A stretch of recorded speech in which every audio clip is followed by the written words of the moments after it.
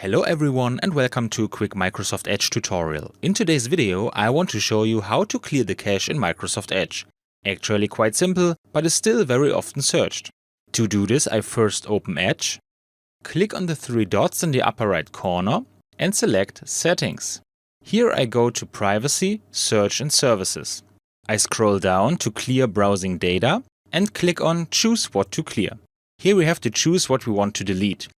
I also find cookies and my browsing history, but this tutorial is about cache, so I only select cached images and files. Up here I can change the time range, but last 7 days sounds good to me, so I click on this and now on Clear Now, and my cache is cleared. And with that we are done.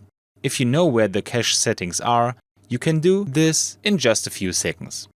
I hope you enjoyed the video and I'll see you again in the next tutorial. Until then, your tutorial guy. Bye!